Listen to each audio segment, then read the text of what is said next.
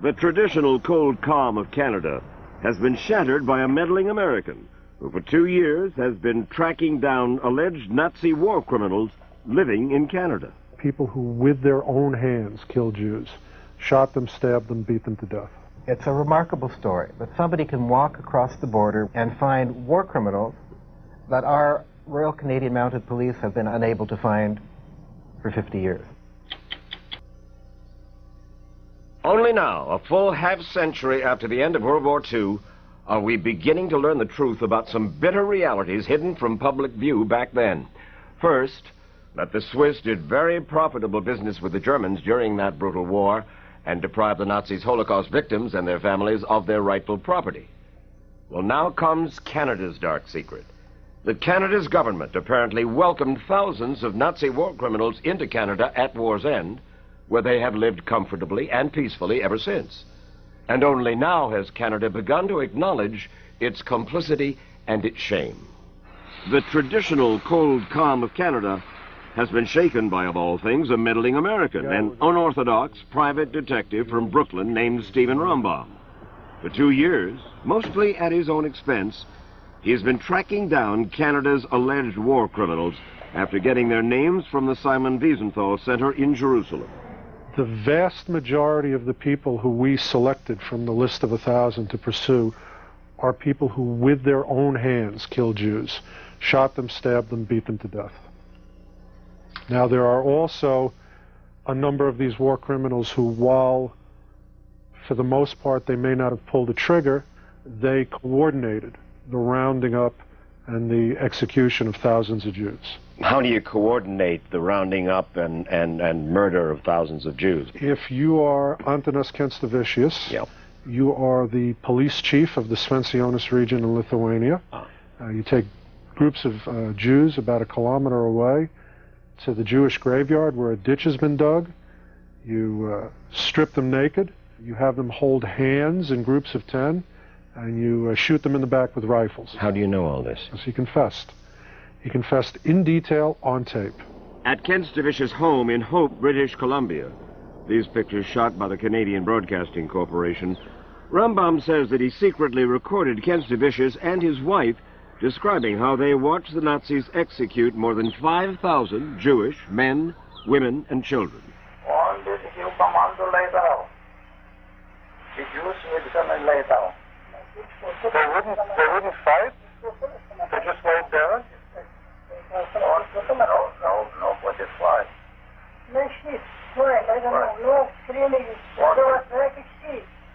On they come into school and they take command on these games and they fall down. Sometimes repeat, false, and they fall in the ditch. And very matter-of-factly, he's detailing these murders. And at a certain point in the conversation, he looks at me and he says, And 9 November, about 1 o'clock, it is finished, no more Jews. no more Jews. I've been an investigator for about 17, 18 years now, but I've been Jewish all my life. What was your cover? I mean, you didn't come in and say, I am a private investigator and I'm going Right. trying to find Nazi war criminals. I'm Steve Rumbaum, Jewish guy from New York. Would you care to chat with me about all the Jews you killed? Yeah. What I did say was I'm Salvatore Romano, and I'm a professor from St. Paul's University of the Americas. We had established St. Paul's University of the Americas. Where's that? Belmopan, Belize. I am the faculty, the alumni, and the current student body of that university. A non-existent university, and you would say... I'd show them ID. I would tell them that I was writing my doctoral thesis. And with his phony university sweatshirt, plus an engaging manner, Rumbaum says that he got many of his suspects to confirm just which units they served in during the war. Rumbaum was given most of his Nazi names by Ephraim Zurov, who's been tracking war criminals for years at the Simon Wiesenthal Center in Jerusalem. Zurov says the Nazis who migrated to Canada were mainly from Eastern Europe, where early in the war they roamed the countryside, murdering Jews. And he alleges that hundreds of these killers are still alive and well in Canada. We're talking basically about Lithuanians, Latvians, Ukrainians, who simply were collaborators. In those areas, most of the Jews were murdered by the locals. They weren't shipped off to death camps in many cases. These were people who were murdered on the spot. We had infamous murder squads. These are units that almost on a daily level carried out the murder of innocent civilians, day in and day out. And there's no question that without their active, willing, and zealous collaboration, the Nazis could never have possibly murdered as many Jews as they did. After World War II came the Cold War, and Canada was worried about communists. The Nazis had fought the communists, so Nazis, even war criminals apparently, had an easy time emigrating to Canada. This, according to Canada's York University history professor, Irving Abella. We know that one of the ways of getting into the country of Canada during this period was by showing the SS tattoo. This proved that you were an anti-communist. And what was the chore of the SS? The SS was obviously charged with the responsibility of murdering Jews. So there was no question that these were war criminals. Bernard Farber, director of the Canadian Jewish Congress, says once the killers made it to Canada, the government, in effect, let them live there happily ever after. The fact is, Mr. Wallace, the Canadian government never really appeared to give a damn about prosecuting Nazi war criminals, going after them, finding them. They were not interested in it. They had no compunction to just say, forget it, this is not something that we want to get involved. Are you embarrassed about the fact that it was an American private investigator who finally said to the Canadian community, not just the Jewish community, but to the Canadian community, hey, you people are harboring war criminals and you've been doing it for half a century? Well, frankly, it is embarrassing for everybody. It's embarrassing for the Canadian government. It's embarrassing for the Jewish community. Why didn't we think of it? It was too simple. How did you locate these people? I'm sorry to say that we found about a third of them by looking in the phone book. These are people who are not hiding. You mean they're using the names that they had in Latvia, Lithuania, Ukraine? Quite right. They immigrated to Canada under their real names. They listed their names in the phone book. They bought homes under their own names. It's a remarkable story that somebody can walk across the border with a telephone book and a list and find war criminals that our Royal Canadian Mounted Police have been unable to find for 50 years. Fact is, for most of that time, Canada wasn't even trying to find them. John Sims, the Canadian justice official in charge of prosecuting war criminals, admitted that his government simply was not interested. It's true that Canada did virtually nothing for decades after the Nuremberg trials. Why? I can't really say. I'm not a historian, and I'm going to leave it to the historians in your country and mine to debate that. Historian Irving Abella says he got the answer from Pierre Trudeau, who was for 15 years Canada's Prime Minister. He said the reason that he and his government did not go after war criminals, and they had been lobbied by us extensively, was because they were afraid of exacerbating relationships between Jews and Eastern European ethnic communities, that we were bringing old country battles into Canada. And so he didn't do anything, and he admitted it quite openly. But finally, 10 years ago, after a national commission confirmed that Canada was still home for hundreds of war criminals, the Canadians did undertake to prosecute 5 of them. But so long after the war, with evidence hard to come by, they couldn't get convictions. So now Canada is trying to do what the U.S. has done, deport them. The United States has deported more than 50 Nazis, but in 50 years, Canada has deported just 1. This year, John Sims hopes to deport 12 more. 1997 is going to be an important year in which I think considerable progress will be made in ridding this country of Nazis. Time is the enemy, and proceedings must go quickly if we are to get results before these men die. But just 11 days ago, the man Steve Rumbaum taped, Anatas Kenstavicius, died at the age of 90. The government had planned to use Rumbaum's audio tape in court. Rumbaum's passion for Jewish causes landed him in prison some 20 years ago because, as a member of the Jewish Defense League protesting the Soviet treatment of Jews, he was convicted of transporting bomb-making materials across state lines. Now, because of all the publicity his revelations are receiving in Canada, alleged war criminals there are not talking anymore. Another man on the deportation list, Eric Tobias, stared out at us but wouldn't come to the door. We got a much more hostile reception at the home of an alleged death squad commander, Oscar Perot.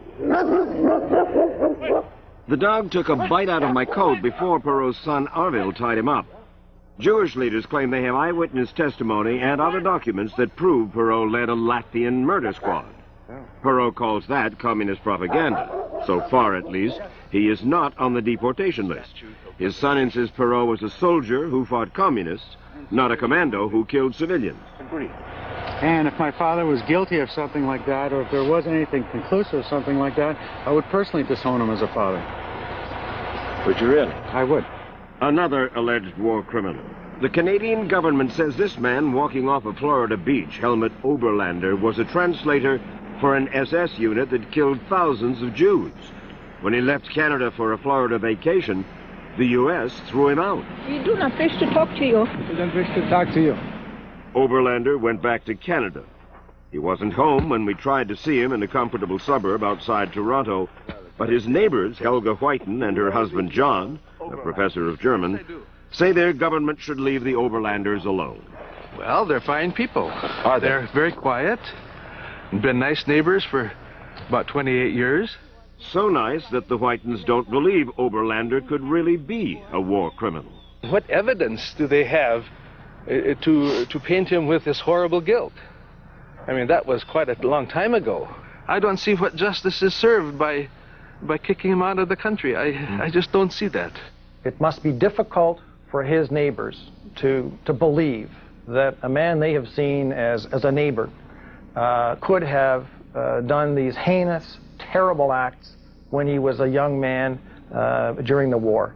But the fact that he did do them during the war means that we can't forget. We cannot ignore that. We must go after him.